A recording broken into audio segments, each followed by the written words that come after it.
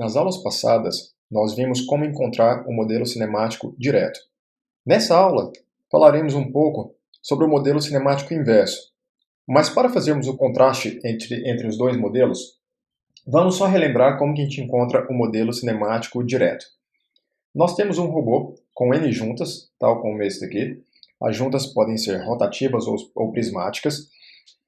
A cada uma das juntas, nós temos um sistema de coordenadas associado, que, lembrando, não necessariamente precisa coincidir com a junta, que nós temos que ter, se nós utilizarmos o modelo baseado nos parâmetros de Danavitt-Hartenberg, escolhermos os sistemas de coordenadas de maneira apropriada, de acordo com aquelas regrinhas que nós vimos lá nas aulas passadas, mas o fato é que entre dois sistemas de coordenadas consecutivos, nós temos agora transformações intermediárias, que quando multiplicadas, nos dá a pose final do efetuador, que é essa daqui, com respeito ao sistema de coordenadas da base.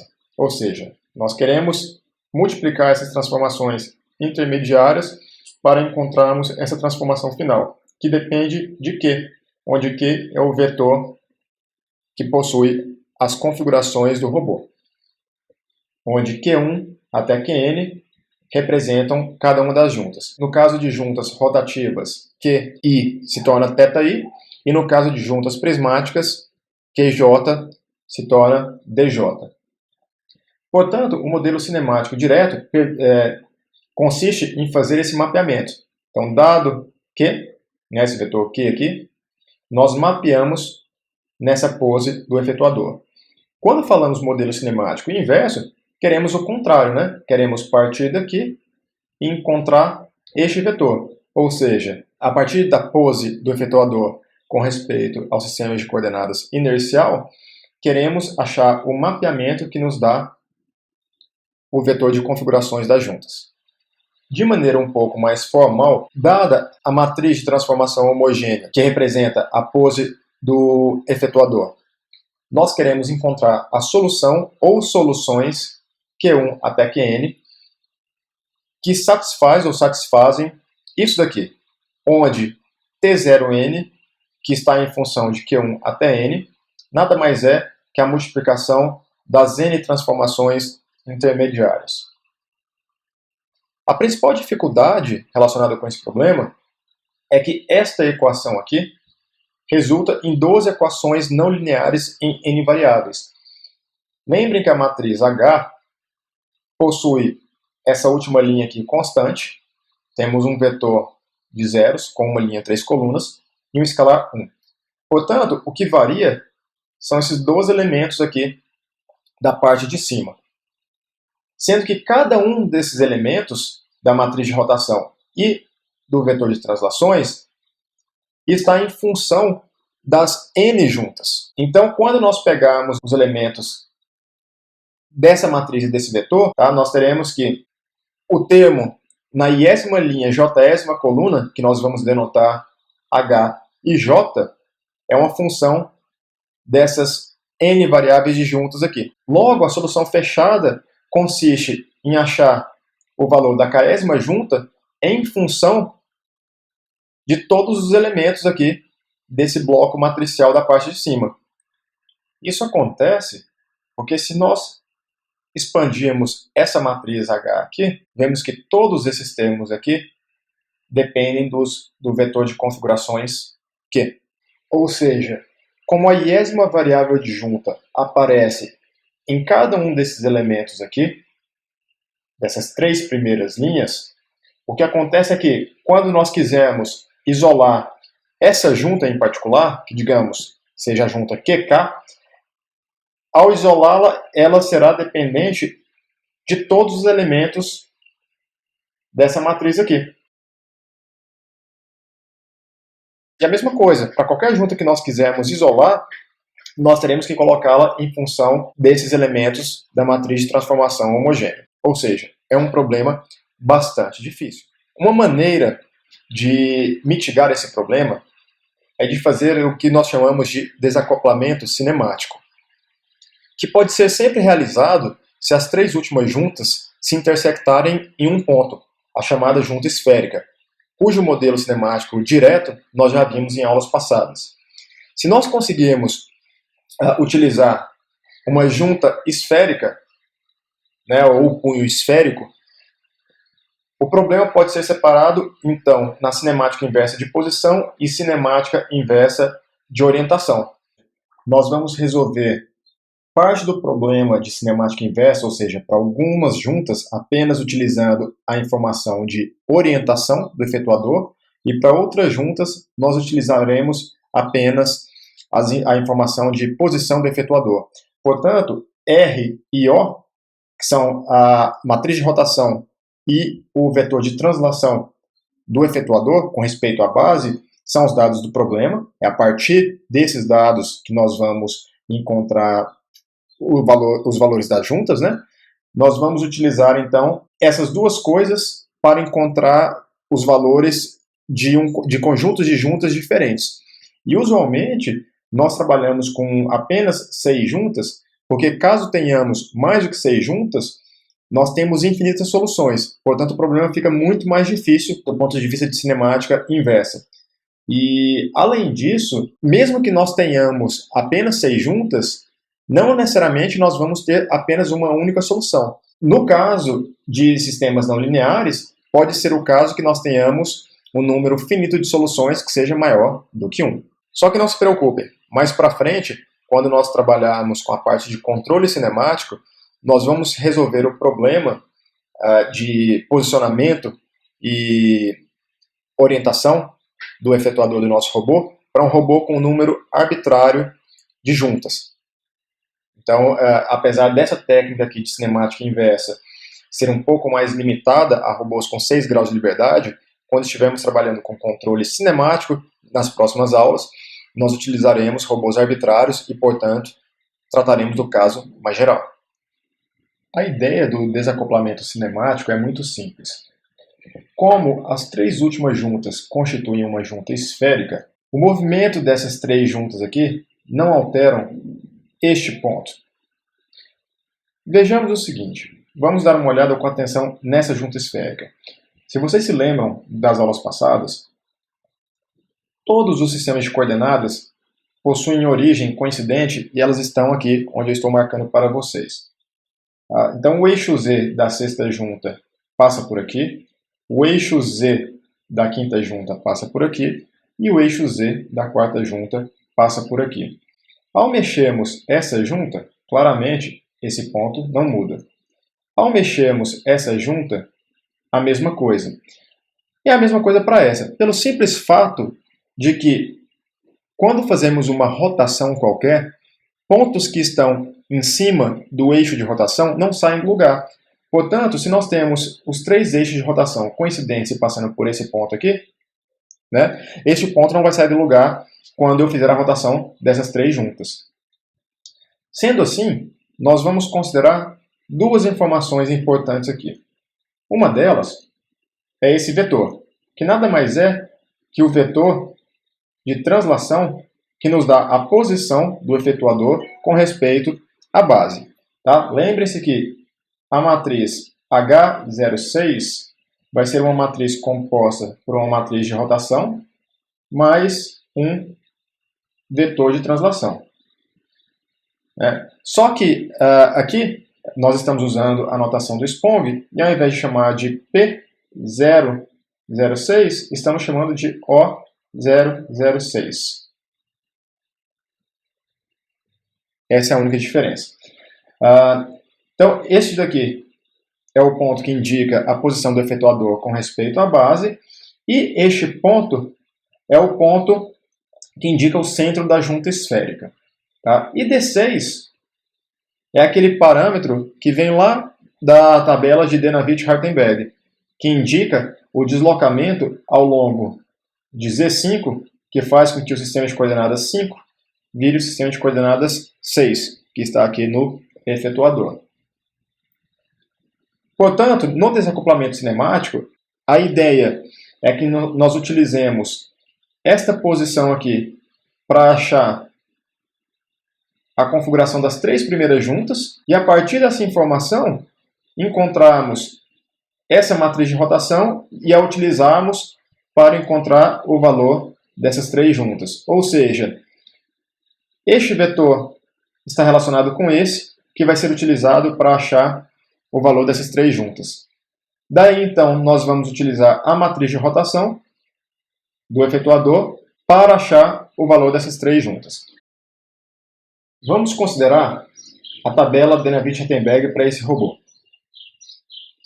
Vemos aqui que, pela atribuição de eixos, o eixo Z5 aponta aqui para baixo, o eixo X5 aponta para cá, e agora nós temos que ver como que o sistema de coordenadas F6 é atribuído. Sabemos que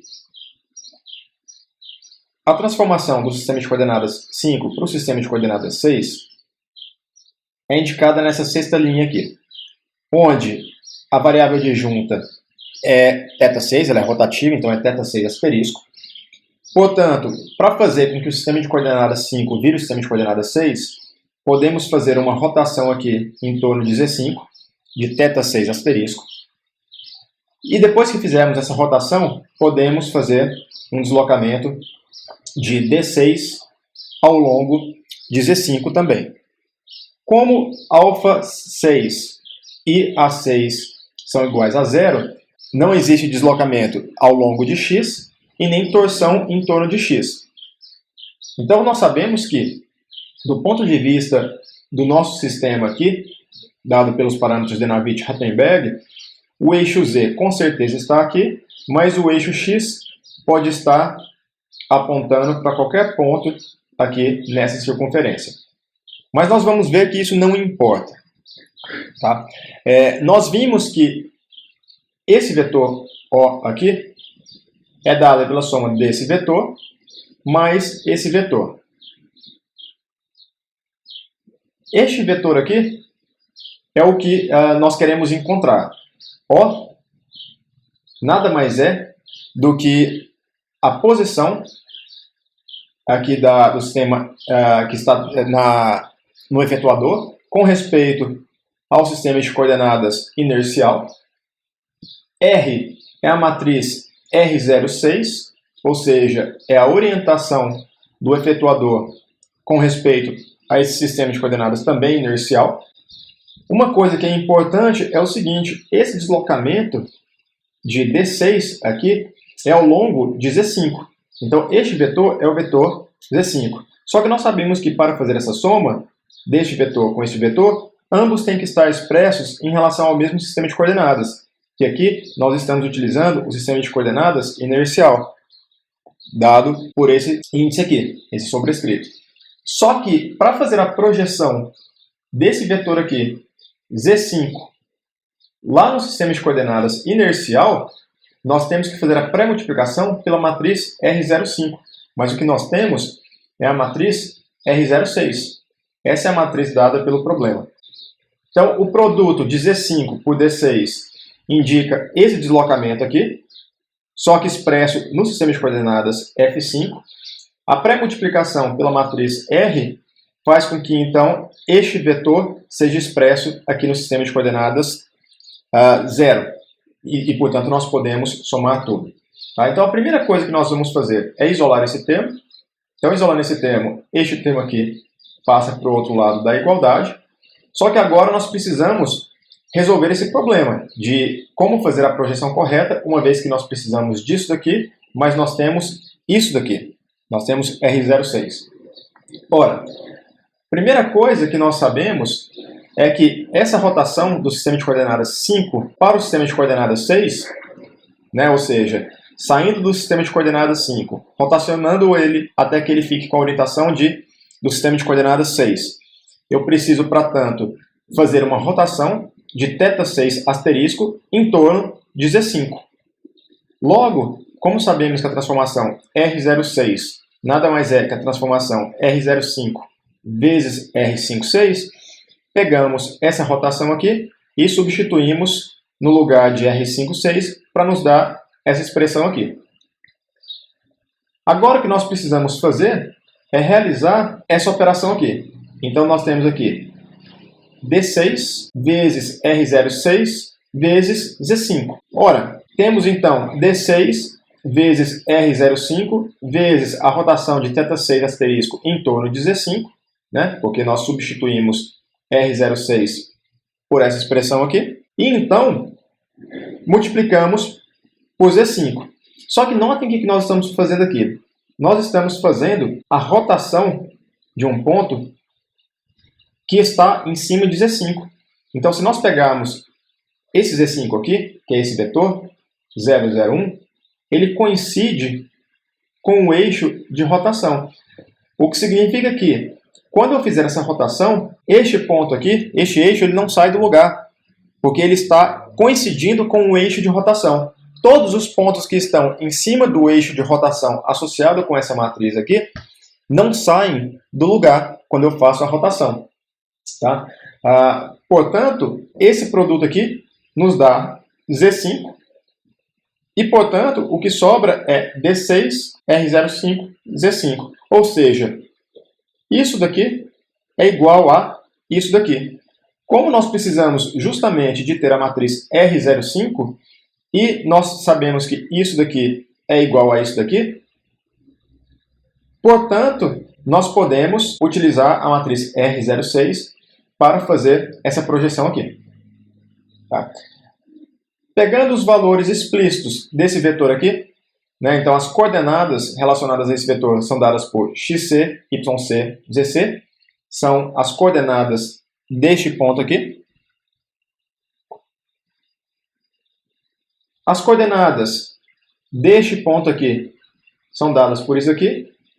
E, além disso, como a matriz de rotação pode ser escrita de maneira explícita em relação aos seus coeficientes da seguinte maneira, quando nós fizermos a multiplicação disso daqui por isso daqui, como essas duas linhas são iguais a zero, então a multiplicação dessa linha por esse vetor faz com que esses dois primeiros termos aqui desapareçam. E a mesma coisa com as linhas subsequentes. Ou seja, esses termos dessa coluna e dessa coluna serão zerados, porque eles serão multiplicados por esses dois elementos iguais a zero, né?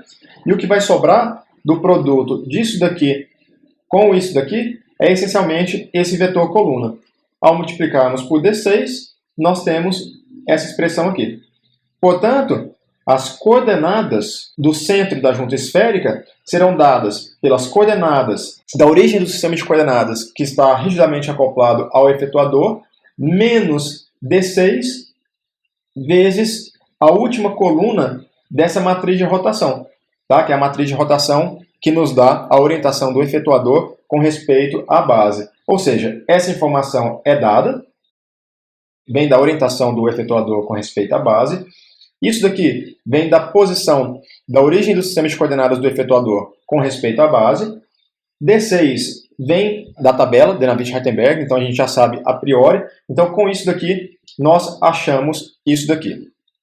Só que nós ainda não resolvemos o problema de cinemática inversa de posição.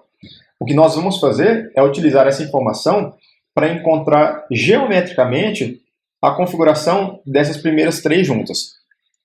Ao fazermos isso, como o modelo cinemático direto está disponível para a gente, nós podemos então utilizá-lo para achar a rotação R03. E por que isso? Suponho que nós achemos essas coordenadas aqui. A partir dela, nós vamos geometricamente encontrar a configuração dessas três primeiras juntas. Como nós temos a tabela com os parâmetros de Navier-Hartenberg para toda a cadeia cinemática, então nós podemos fazer o modelo cinemático direto para encontrar a transformação daqui para cá, e por fim, até a transformação daqui para cá, certo? Com isso, tendo essa informação aqui, nós temos a matriz de transformação homogênea H03. E dentro da matriz de transformação homogênea H03, tem a matriz de rotação R03. Fazendo isso, então, ou seja, utilizando o modelo cinemático direto para achar R06, nós sabemos que essa matriz aqui é a matriz R06, que vai ser igual a R03 vezes R36. Como essa matriz aqui é invertível, e a sua inversa é exatamente igual à sua transposta, então nós multiplicamos essas duas expressões por R03 transposto pela esquerda. Então, multiplicamos aqui por R03 transposto, R03 transposto. R03 transposto com R03 nos dá a identidade. Então, vai sobrar R36. Então, R36 é igual a R03 transposto vezes R. Como nós temos uma junta esférica, a configuração das três últimas juntas vai ser dada pelos ângulos de Euler correspondentes à rotação ZYZ, que veremos mais à frente. Tá? Então, resumindo qual que é o procedimento aqui, basicamente, nós vamos utilizar essa informação das coordenadas do centro do cunho esférico para achar geometricamente a configuração das três primeiras juntas. Com isso, nós utilizamos o modelo cinemático direto para achar R03 e, com isso, nós conseguimos, juntamente com a rotação do efetuador com respeito à base, achar essa informação aqui. E, a partir dela, nós vamos achar as três últimas juntas. Só que, ainda assim, pessoal, todo esse processo é bastante complicado. Veja que, ao invés de nós pegarmos a pose completa do efetuador com respeito à base e, a partir daí, achar o vetor de configurações do meu robô, o que nós vamos fazer é separar o problema em dois problemas menores. A gente separa em cinemática inversa de posição, que é dada por isso daqui, e a cinemática inversa de orientação, que é dada por isso daqui. Só que ainda assim, o problema pode ser difícil para o caso geral, porque a gente tem que ter solução de equações não lineares. Então as alternativas são de fato as soluções geométricas, como eu falei para vocês, e nós temos ainda as soluções numéricas. E nós temos uma terceira possibilidade também, que é o que nós vamos explorar bastante ao longo do curso lá na frente, as soluções baseadas em controle cinemático. Nós podemos garantir que o nosso efetuador tenha uma pose desejada sem resolver explicitamente o problema de cinemática inversa. Tá? Nós utilizaremos, ao invés da cinemática inversa, nós utilizaremos a cinemática diferencial inversa. Mas, por enquanto, vamos trabalhar com essas duas soluções aqui, e notadamente essa solução aqui, geométrica, porque além de ser uma solução clássica, que já está resolvida para os robôs clássicos, ela pode ser interessante para nos dar insights e também para a gente resolver o problema de cinemática inversa para robôs mais simples. Evidentemente, para robôs mais complicados, essa tarefa é bastante árdua, e aí, de fato, a gente vai precisar de usar técnicas um pouco mais elaboradas e mais modernas, como o chamado controle cinemático.